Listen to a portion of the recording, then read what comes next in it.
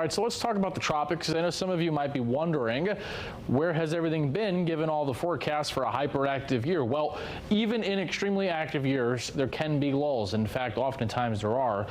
This quiet spell, I do think, is going to have very interesting consequences because there's been nothing in the peak part of summer.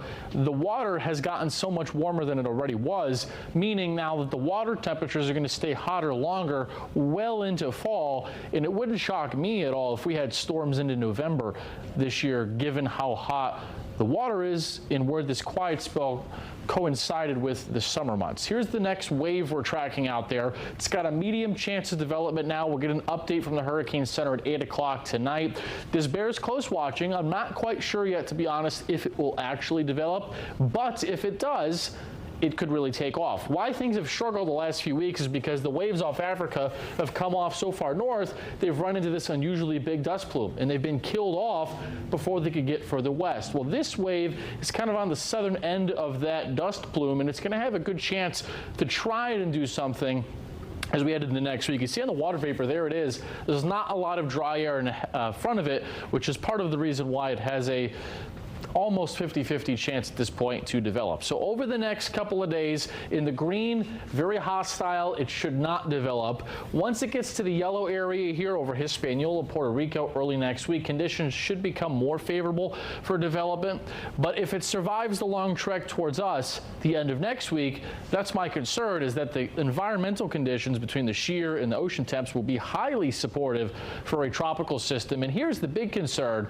Any system passing through the Caribbean, think like 2005 level storms, Rita, Wilma. We already saw Beryl this year in July, and the water was nowhere near as hot as it is now in July when Beryl went through here. Beryl already got to Cat 5 strength in the Caribbean. So that's my concern through the rest of the season, is if we get storms through the Caribbean, here in the southern Gulf, right off Florida's east coast, the water temperatures are at historical highs right now, and they will stay that way for a while.